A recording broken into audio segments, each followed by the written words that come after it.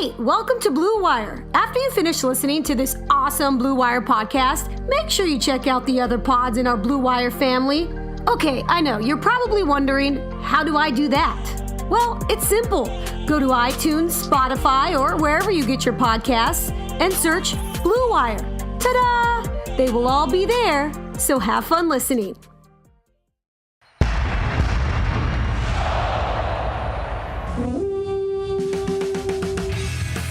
Bleeding Purple Podcast. Welcome to Minnesota! Woo! Straight cash, homie. 48-4 Jersey Town. Adrian Peterson is loose! Oh my heavens! Diggs! Sideline! Touchdown! Why do you even ponder passing? That's gonna work, huh? That's gonna work! How do you like that? 5 shot 3, 1, 2, 3, fire! Welcome in, everybody. Welcome in to Bleeding Purple, a podcast about the Minnesota Vikings. My name is Tyler Haig, and I am joined, as always, by Mr. Adam Patrick. Hello, good sir. We are also joined by, you may know him from Climbing the Pocket. You may know him from the host of the Draft Board podcast. You may know him from Cover One. You can also get his draft guide, 2019 draft guide, available pre-order right now, cover1.net. Jordan Reed, welcome to the program. How are you? Great, man. Thank you guys for having me on, and I just wanted to welcome you guys to the Blue Wire family. I know that's a big accomplishment for you guys, and I'm excited. We're excited. Thank you for welcoming us to that. I appreciate you saying that. I was going to mention that. I'm glad you brought it up. We are both members of the same podcast network. Yeah. I guess let's get right into it. The most, recent news for the Vikings is this just absolutely incredible quarterback signing. I'm not sure if you've heard, but they brought in their backup quarterback, you guys. Sean Mannion, no idea. Drafted by the Rams, was in there when they were in St. Louis, was with them in LA, now here, backup. Do you think he is just automatically the number 2 guy, or do you think there's some type of camp competition we have going on here? Like, what are we looking at? Is this our number 2 guy? Adam, I guess we'll start with you. I guess I don't like it. It's not exciting. He has the same amount of touchdown passes in his career that any of us do. Yeah, saw that. So, but I guess he's being assumed as the number 2 guy. I would still like to see them give Kyle Sloter a shot. Go to the drafts, maybe grab someone in the later rounds or an undrafted guy. Because I know they wanted to bring in a veteran to that quarterback room. Apparently, Sean Mannion's a good guy because he was with Sean McVay, so he knows all this fun offensive stuff. God, you beat me to the McVay. Yeah, you beat me to it. So, I guess it's whatever. They just wanted to add another guy to the quarterback room who had experience in the NFL, and I don't think. I wouldn't be surprised if he doesn't make the final roster for the regular season next year. So, whatever. Mm-hmm. Jordan, do you know enough about him? Have you seen any of his play previously? What are we in for here at number 2 with Mannion? Yeah, I don't know a lot about him besides coming out of the draft in 2015, I believe it was. He was a 3rd-round selection. That's off the top of my head by the Rams, actually. So, he's been a backup for the most part to this point. Hasn't ever, like you guys alluded to earlier, he's never thrown a career touchdown pass. So, and I think it's probably a depth signing and competition signing more than anything. So, they like to bring 4 quarterbacks into camp. Yeah. So, if anything, it's competition for the second spot, just like we saw between Sluter and Trevor Siemian a year ago. And I just don't think they want Kyle Sluter to feel entitled like he deserves the second spot. And they just want to have competition at every spot. And they want to – I'm still not doubting Sluter to be the second quarterback on the roster or be the backup, but I think they want to have some type of insurance. Even though Kirk Cousins has shown to be a durable starter throughout his career, they still don't want to have a catastrophe like the Sam Bradford fiasco and Bridgewater thing from a couple of years ago. So they always want to have some insurance behind their starter. You always need a backup for the Vikings, no matter, what the history is with the starting quarterback. It always seems like the Vikings always need a backup in there. So I would agree with that completely. I guess that I was more interested that people had just decided that he was the number two guy, instead of it being like, well, we're going to bring in, like you guys were saying, like we're going to bring in 3 other guys, and whoever shows us that they're the best by the end of the preseason can be the number two spot. But you're right, like Kirk Cousins hasn't missed a lot of games, but Vikings fan brain tells me that of course that's going to end this year. Brett Favre, he hadn't missed very many games. Comes to the Vikings, one good season, starts missing games. That's how it works. Yep. When you wear purple. That's the way things happen, unfortunately. And your knees. Watch out for your knees. Yeah, exactly. Also something to keep in mind. Big news, actually, like real, legit, important news. Holton Hill suspended for performance-enhancing drugs. Maybe not the kind of drugs that I would have guessed if you'd have had me guess what kind of suspension he would receive. I maybe wouldn't have said performance-enhancing drugs. Excuse me, but that is what he has been suspended for. What, I guess, not like draft implications, because obviously there are those as well, but from a trade, remember, this was all the rage, all the talk in the combine and in the last several weeks has been, are they going to trade Trey Waynes? Are they going to trade Xavier Rhodes? Are they going to make a move to... Is that off the table now? Is that not even, something that we should consider here because of this suspension? Or do you think that they have enough depth at corner to survive a 4-game suspension from Holton Hill and just keep moving and kind of go on like they were, like they had planned originally? I'll let you go first, Jordan. Well, I always thought that they probably wanted to bring in another corner anyway, and I didn't think they were going to target guys early, but I think specifically that probably in the 3rd or 4th round, and just judging off of their pre-draft visits, that's really some of the guys that they're targeting. I know Isaiah Johnson from Houston is one guy that they brought in for a visit last Thursday. I believe he was at TCO. So they're targeting some mid-round guys, and I mean, you got Mike Hughes coming off an ACL injury, and there's always risk associated with that, even though ACL tears really aren't a big deal. Now you still have to always prepare for the worst. And then Holton Hill, I mean, coming out of school, we knew that I wouldn't say a ticking time bomb, but I mean, I always say it's a scouting term that a leopard really never changes his spots, or rarely ever changes his spots when he has off-the-field issues. So, and luckily it wasn't weed for him, which is a good thing, actually. It was performance-enhancing drugs. So maybe he has learned from his previous weed suspensions, but now performance-enhancing is another situation. So now he's another step from serving another suspension if it does happen again. So with him, you just have to always prepare for the worst. And then Mackenzie Alexander, we know the salary cap situation. He's entering a contract year.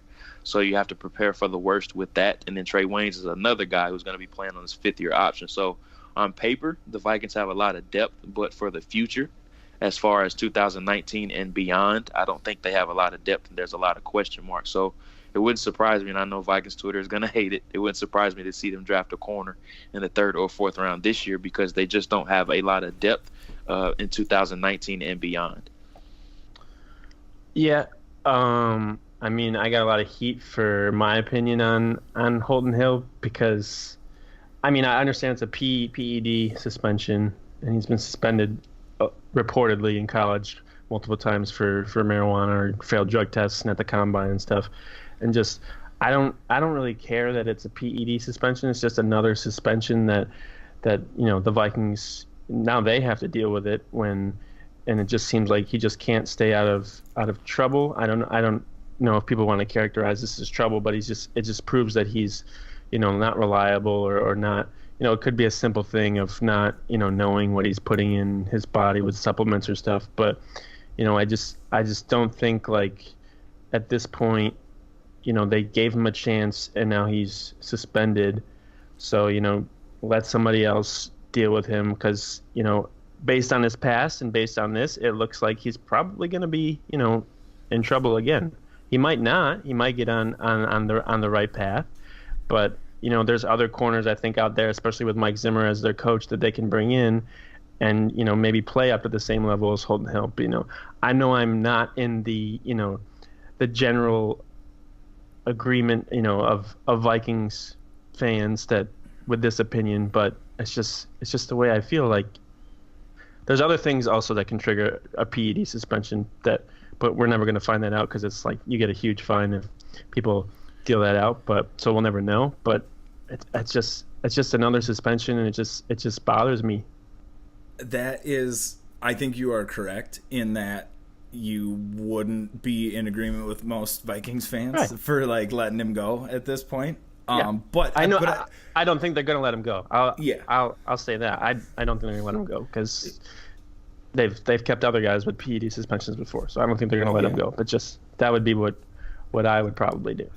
But to your point, I mean, this is the reason he was undrafted was because he had off the field issues, and here we are in his second year in the league, and he's having off the field issues, and he's serving suspension for off the field trouble. I mean, you can like nitpick and kind of split hairs and say like, well, it's for this off the field thing and not that off the field thing, but at the end of the day, you're not wrong in that this is why he was available when he was available for the price he was available at. It was because he was a question mark on this kind of stuff, and here we are serving a 4-game suspension in his second season, so like you are not wrong to, I don't want to say assume, but you're not wrong to question whether or not he has a future in the NFL because of this type of behavior. That is a very, very, very legitimate question for Holton Hill going forward. And I know that guys make mistakes with like the supplements and stuff, but at the same time, if you're in the NFL, it's your job to know like what you put in your body and stuff. That's part of your job. Like I don't care if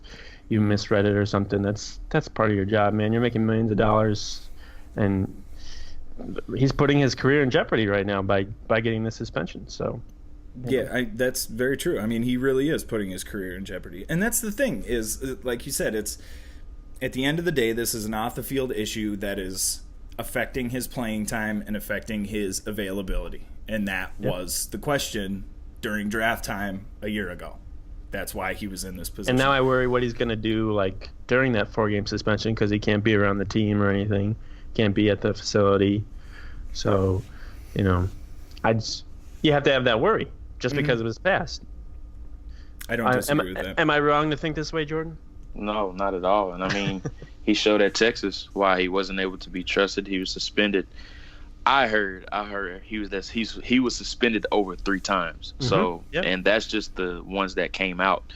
And then we're seeing why now he went undrafted. And I mean, everyone says he had the talent to easily be a day 2 selection, but you just couldn't trust him. And now we're seeing why he went undrafted. Mm-hmm. Do you think there's a chance the Vikings take a corner earlier than like the third or fourth round range? Do you think they are aggressive enough to go in the first or second, or do you think they save the first and second round for their, I guess, more glaring needs on the offensive line and elsewhere? I would be shocked if they don't go offensive line or address the trenches early on. I should say that. I wouldn't rule out a defensive lineman early on, but if they go outside of that, I would be extremely shocked. And I just don't think Rick Spielman wants to deal with the backlash of taking a corner early. I don't think he wants to address the questions, which would be fair because we've seen the offensive line has been the Achilles heel of this team for multiple years and most of Rick Spielman's tenure. So I don't think they want to deal with the backlash within the first 2 days of the draft. Never know with Mike Zimmer, though. That's true. All right. As Vikings fans, we know life can be stressful at times. Probably more often than not. But getting life insurance should not be one of those stressful experiences. And that's why there's Ethos. Ethos is a modern kind of life insurance that's super fast, incredibly affordable, and very uncomplicated. At getethos.com, there are no medical exams for policies covering under $1 million. No hours of paperwork or meetings with pushy representatives. It only takes 10 minutes to apply, and you can be rest assured knowing you've taken the steps to protect your family, and in most cases with Ethos, you can have that peace of mind for less than a cup of coffee a day with no hidden fees. Having life insurance can free you from stress. Getting life insurance shouldn't cause it. So discover how uncomplicated life insurance can be with Ethos. Get your free instant quote and submit your complete application in minutes. Just go to getethos.com. That's ETHOS. Getethos.com. GetEthos.com.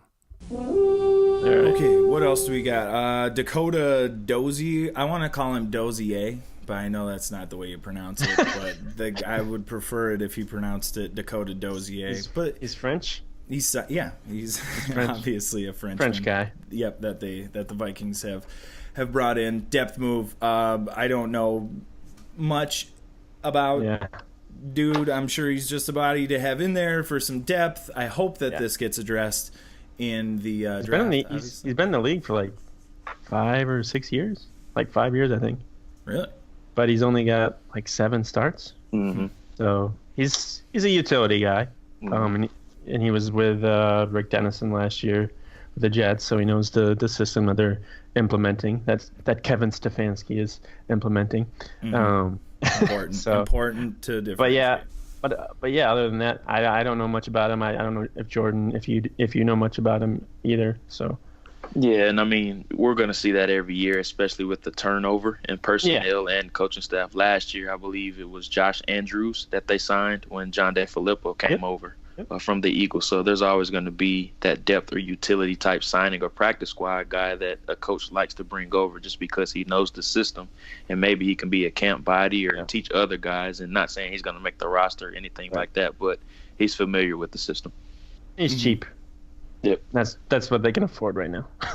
For sure. No, and that was honestly, this was the type of signing that I expected when they brought in Kubiak, and Kubiak brings the whole squad with. I was expecting 2 or 3, maybe 4 guys where it's like, oh, they worked with him here. This guy worked with this coach in here, and they would bring these guys in because they know the system. They understand how it works. This makes sense. I'm not hoping he's going to start, day one of the season, but probably going to have a guy who knows the system, I guess. Yeah. I guess let's just get more into the draft stuff. It's coming at this point, yeah, because it's basically here. It's basically here. So Vikings have the 18th pick.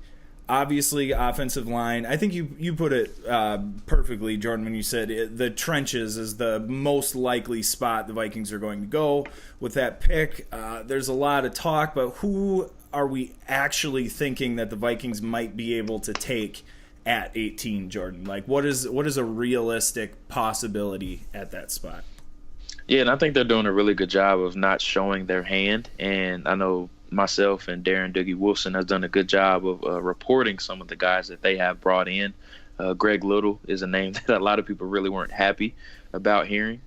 Andre Dillard is one guy that's going to be here this week. I'm still working out, trying to figure out what day he's going to be here, but I know that's been a very popular name that a lot of people really do like. Jonah Williams, they've done a lot of homework with him, but he has not come in on a top 30 visit.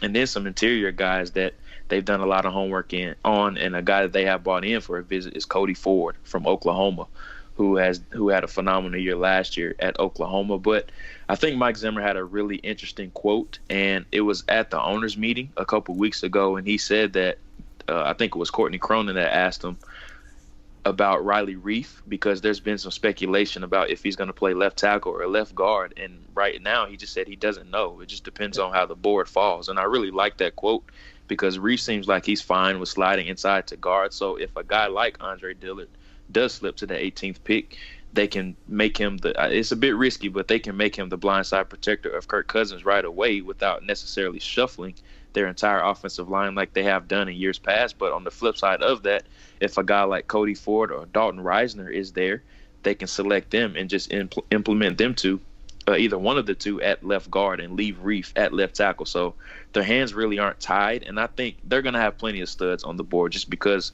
with how talented this defensive line class is. I think there's going to be a ton of guys that really do slide down the board, but I think it's really going to be a test for Rick Spielman with his best player available approach, because I don't know who is going to be right now, and we're not going to know until the day of the draft when the Vikings are on the clock. And I think a stud might fall to them, and it's going to be a real test if he stays true to his best player available approach, or if he's going to take that offensive lineman that does fall to them, or if he just wants to trade back.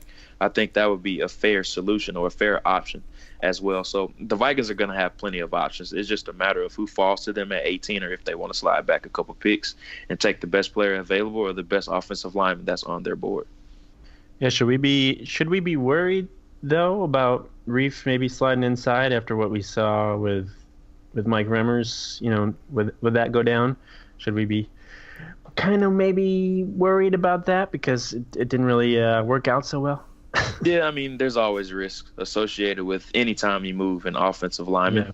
And even going back to the Brandon Fusco days when he was shuffling all over the place and he showed some promise prior to his pec injury, there's always going to be risk no matter how good or bad a guy showed prior to their move. So, and I think Reef is athletic enough to hold up on the interior, but it's just something he hasn't done. And I can't remember the last time he played guard, honestly. It might even went all the way back to college because I think he played right tackle for the Lions and they transitioned to him inside maybe a couple games throughout the year. So I think it's been a while since he played along the interior, but it is a risk. But tackles are way more important than guards, and they're much harder to find. And that's why I think they probably would place that rookie out there like Brian O'Neill did last year. And I was really skeptical of that move, of placing him out there that early. And I think he's going to be fantastic as their right tackle. So now maybe they want to go ahead and get that left tackle of the future, and maybe they can find, we know Rick Spielman likes to bargain bin shop in the middle rounds, and maybe he can find a guard there. So we'll see. And I'm excited to see what Rick does do this draft. Definitely. Do you think there's a player, like a game-changing type player who would be good enough that could fall to the Vikings at 18 that would kind of force them to bail on the offensive line thing and just go with the best player available? Like, is there a player good enough for them to jump at that at 18? Yeah, that's pretty much it. Is that all? That's the guy at the top of my list. He would probably have to murder somebody to fall to 18. I know, right? I doubt that happens, but he's probably one of the few because all the other guys are probably unrealistic, like Quinnen Williams or Nick Bosa or anybody like that. But one guy they did have in, I believe it was Friday, Jeffrey Simmons. He's a guy that should be very intriguing, but he has the ACL tear, so I think that probably takes them. And we all know his previous history with the domestic violence in the video that happened. Everybody knows about that. But he has had a clean resume to this point or since that point. So I don't think they probably would take him in the first round just because he's not going to be an instant impact type of contributor.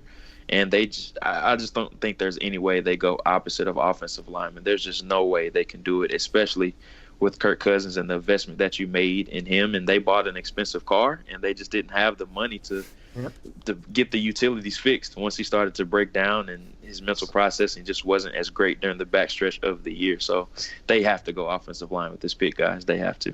They still got those roll-up windows in the car. Still, they got dude, power the car windows. Now, that's so perfect, dude. That's so perfect. Yeah. They bought a really nice car, but they can't drive it yet. Like, They got a tape player in there.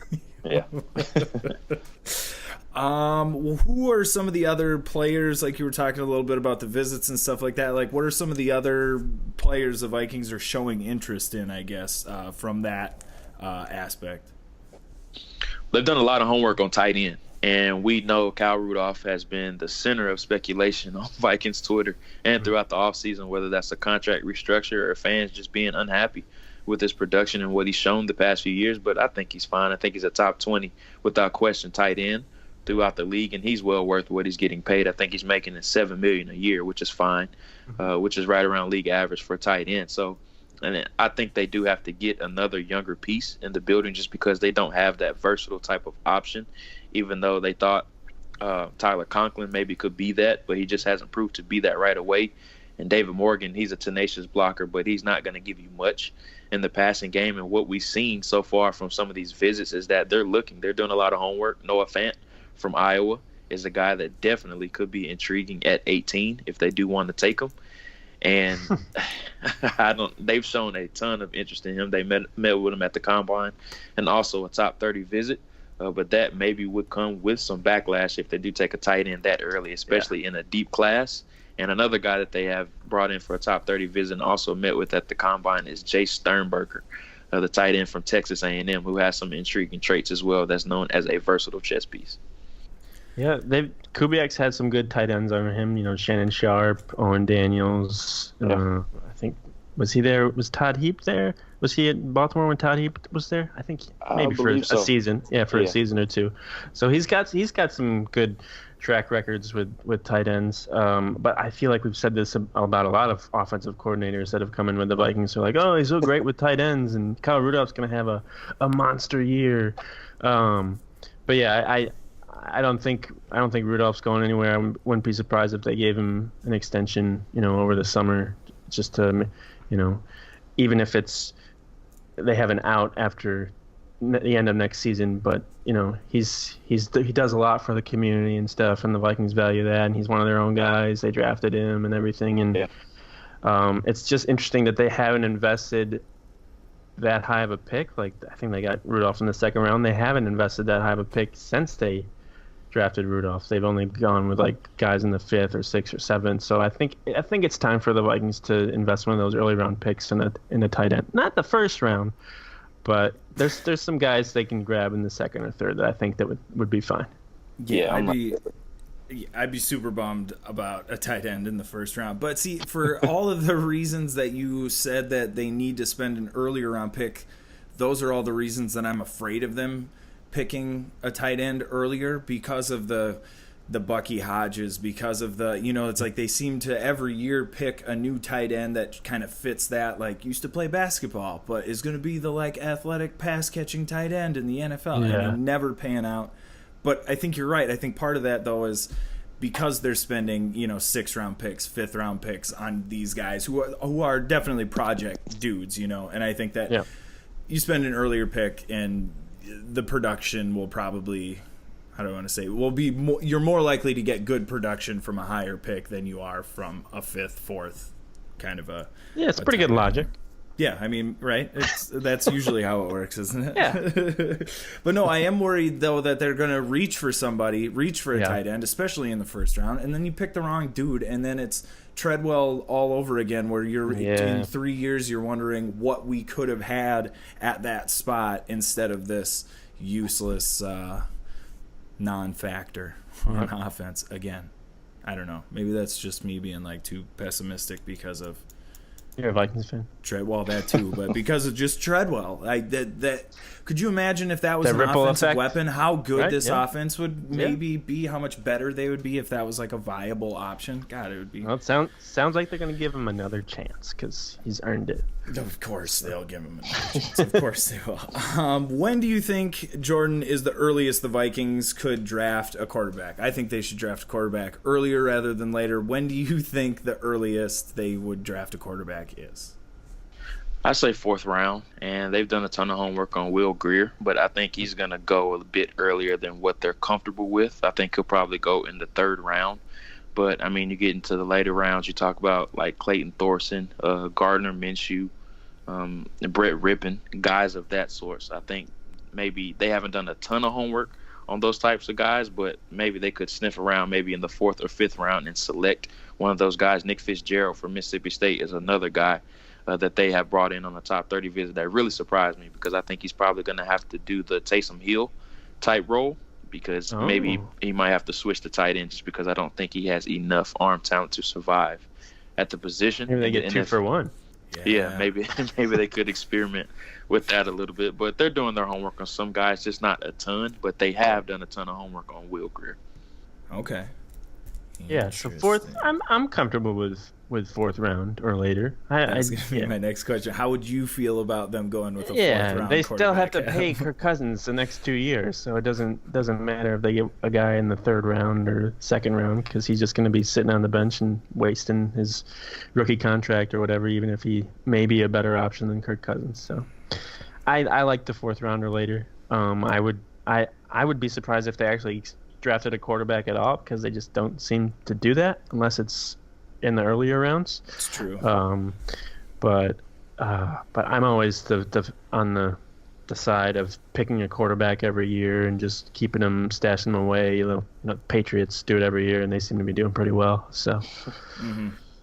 We also, though, we need to stop doing that. Comparing to the Patriots? Yeah, the Patriots do it. We should do it. It's like, they're just not going to do it the same way the Patriots do it. Yeah, I feel like there's other teams that do it, too. I feel like maybe the Steelers, those teams that have, like, solid veteran quarterbacks always seem to maybe, like, be more willing to take a chance on a guy in the later round and stash him, and then hopefully that, his stock rises somehow, and they're able to get, a good return in a trade for him. So for sure. Or ideally he progresses and your other dude leaves, and then you can plug in young buck in. I just would love to have a quarterback who is good enough to start, waiting to start, and then on the last year of Kirk Cousins' deal, we can be like, assess the entire thing and say whether we want to sign him to a long-term extension or go with the young guy who's capable of starting. But we know what's going to happen. It's going to be the same thing as it has been, where it's going to be Kirk Cousins and a bunch of manila envelopes at quarterback, and we're going to have to pick that and choose for 5 years which one we want, and it's going to be terrible. I've noticed that at least under Mike Zimmer, it started when Teddy became the starter, that they try and have a backup who's probably not going to be the starter, or like really doesn't have a chance to be the starter, just so that the starter feels comfortable, doesn't have to worry about his backup taking his job, unless it's Christian Ponder or somebody like that. Then they'll be like, yes, bring in more competition, bring in as much as possible. In which case you should be worried because you're Christian Ponder. Yeah. But they typically under Mike Zimmer, it seems like they just like to bring in guys just to carry the clipboard around pretty much as the backup. What else? Prospect, I guess, as far as immediate impact for the Vikings, what prospects do we think will have the most immediate impact should the Vikings draft? I mean, obviously you can go to the high end of the draft and get, game changers, but Jordan, is there anybody like that who can come in and immediately make an impact for the Vikings? Yeah, and I mean, you just have to stick to the offensive line, in my opinion. And Cody Ford, I think he should be a guy at the top of their list. He's had experience at left guard in 2016 and 2017 before he did fracture his ankle, I believe it was. But he took over for Orlando Brown Jr. last year at right tackle, and even though it was his first year playing there, he showed to have the versatility and the athleticism enough to hold up there. But I think it's going to be challenging for him to stay there at that spot. So I think he should transition back inside, just because I think he can be, I don't want to say an all-pro type of guard, but I think he can be near that. I think he could be one of the more upper echelon and one of the better ones throughout the league. But I would try him at tackle first, just because tackles are a bit more important than guards. But if you want a guy that can fill in that left guard spot right away and has done that in previous years, he has 2 years worth of experience playing that, and it wouldn't be foreign to him. I think Cody Ford should definitely be in play at 18. Do you think there's a possibility that they might go, maybe if they don't go offensive line in the first round, they maybe look at a guy who's capable of playing center, and then they switch Elflein to left guard? Maybe so. And we saw him struggle last year, and he took a massive step back. But I think it's a bit unfair to Elflein just because he missed all the training camp. He missed preseason, and he missed a couple games to start the year last year. He just didn't have that strength in his shoulder to hold up. And, I mean, you're blocking guys like Mike Daniels, Kenny Clark, Akeem Hicks 2 times a year. That's really tough on him, especially not missing basically a whole offseason of weight training. And this isn't like it's a guy that's an experienced veteran. He's still a younger player. This is only going to be his 3rd year. So this is a big year for him, and I expect him to play, I don't want to say make a significant jump, but I don't think he's going to play as poor as he did last year. And I'm big on leaving guys where they are, because I absolutely hate shuffling offensive linemen just because it's so hard for them to adjust, and it's all muscle memory. So I would rather bring in a guy that can play that left guard spot as opposed to shuffling Elflein. So now you're basically making 2 holes with 1 decision, if that makes sense, because you don't know what Elflein is going to be at left guard, but also you're going to bring in a rookie to play at center. So you have 2 unknowns when you really could just avoid that. That was exactly what I thought when Zimmer said that had that quote at the breakfast. Was it like, doesn't that then create 2 different question marks? Well, now we don't know if Elflein's going to be, or whoever's moving. Anytime you move anybody, it's now you don't know what you're going to have in either spot. Where at least for I mean, granted, there's something to be desired from the performance there out of certain players, but at least you know what you're going to get. I don't know. That's really interesting. I feel like that's offensive line has to be dealt with. It has to be addressed early. What do you think is the fallout if they don't take an offensive lineman in the first round? Like, do you think, not from like a fan standpoint, but do you think this is, could they sabotage their whole season by not addressing this early enough? Like, if this is, say they hypothetically don't draft an offensive lineman. Obviously that's not going to happen, but hypothetically, and they go into the season with this squad, how many games do they win? Like, is that a torpedo job? Yeah, and I mean, I just don't know how you can look at the previous years and your tenure overall and just seeing how poor the offensive line has played. And I know Rick Spielman has his rules with the draft, and I put up a crazy stat that everybody went crazy over. They haven't drafted an interior offensive lineman prior to the third round since Ryan Cook in 2006. So that shows you how they really value the interior offensive lineman. So, and that's why I keep saying, if they're going to take a guy early, it's going to be a tackle. And I'm going to stick to that just because it's something that Rick Spielman has never done. He always preaches about rules and sticking to what he learned while he was in Miami, and they just did not value the offensive line. But if he does take a guard, it really would surprise me. And, I mean, just seeing the state of his roster, sometimes you just have to break those rules. And I know they like to stick to the zone scheme or their types of blockers, but you just need guys that can protect the quarterback at this point. You can't really be picky. You have to get bodies in here. So find 100%. Guys that can just keep Kirk Cousins upright no matter the scheme, and just trust Rick Dennison and Gary Kubiak to work around their deficiencies to protect Kirk Cousins. And Dalvin Cook doesn't need a lot of room. We see that. Once he gets a crease, he's able to take the ball the distance. So they just need guys that can keep Kirk Cousins upright and pave running lanes for Dalvin Cook.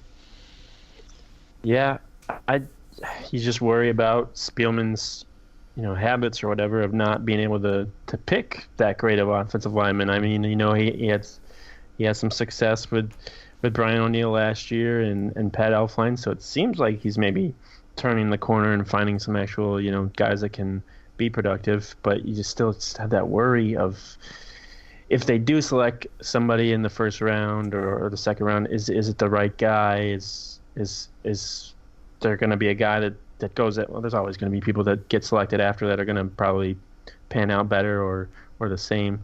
But yeah, I just have that worry about Spielman just because of his track record. It's not that great. Yeah. No, and you make a good point though, because that would, I think, the worst thing that you can have if you're the Vikings is an early pick, the 18 pick or the second round pick, totally whiff.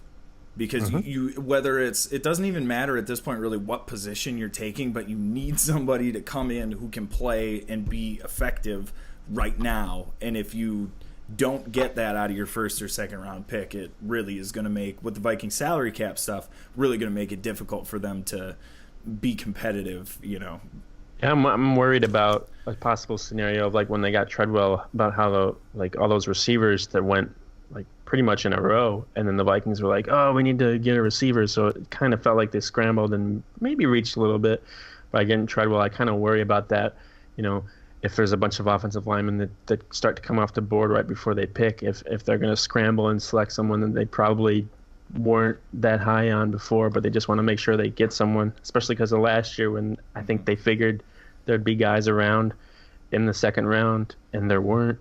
That's what I think they lucked out with O'Neill, because I think that very thing happened where a bunch of linemen went and they're like, oh my God, we need to take somebody. I guess it's this undersized tackle from Pitt. We'll take him.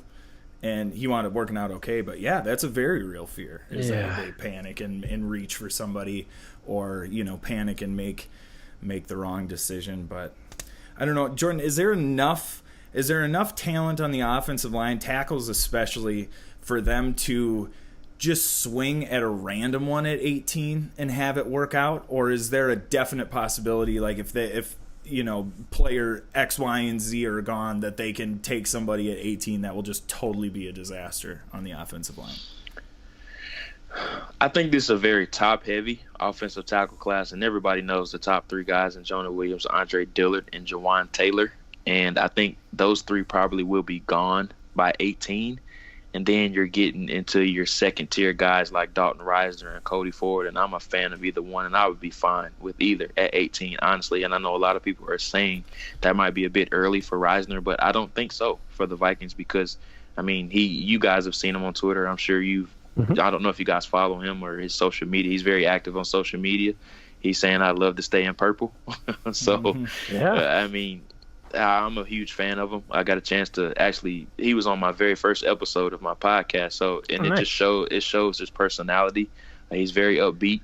He exuberates everything that you love to see in an offensive lineman. He's fantastic off the field. He has his own foundation. He's easily a guy you could see being a Walter Payton Man of the Year type of candidate year in and year out. So he checks a lot of boxes. He's fantastic on the field. He's fantastic off of it. You're not ever going to have any worries with him as far as getting in any legal trouble or anything like that.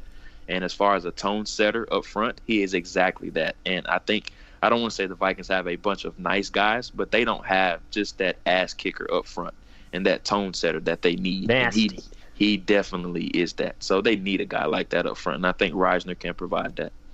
Yeah, we've heard Zimmer talk about needing that. That's the chip that they did not have on their shoulder that they needed last season, or that Zimmer thought they were lacking. That would be great. That all sounds amazing. I want that guy. That is the kind of offensive lineman I would like the Vikings to draft. That guy. Yeah, they wanted to get that with Alex Boone, but he was a little more than they bargained for. Yeah. So they could try again. Excuse me. Do you got anything else, Adam, that you want to ask Jordan? Anything else? Maybe you can restore some of our faith and just say that you don't think the Vikings are going to draft a kicker this year.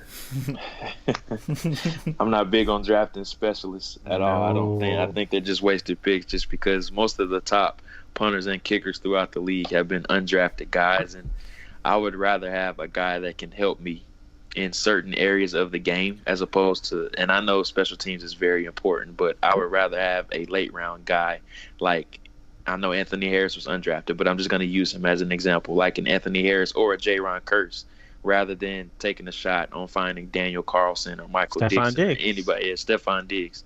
Mm-hmm. So I would rather have a lottery ticket like that, and I would rather take my chances with that type of lottery ticket as opposed to a shot in the dark with a kicker or a punter that I can sign as an undrafted guy. I would rather have Stephon Diggs than a Daniel Carlson. When you put it like that, it's so easy to decide. Yeah. Woo, that's a tough decision. Do you think maybe what do you think, like maybe a sneaky position the Vikings could go after maybe in the first or second round? I know they said that Treadwell's coming back and he'll compete for the third receiver, but they also need a punt returner, so I'm curious if they might go after a guy who can both, be that returner and compete for the third receiver spot. A guy maybe like Paris Campbell. I don't know how long he's expected to last in the draft, but somebody like that. Do you think that's a possibility? Yeah, and is actually a guy that they absolutely love. I haven't said it on record, and I'll go ahead and say it. They absolutely love Deebo Samuel. So keep an eye on him.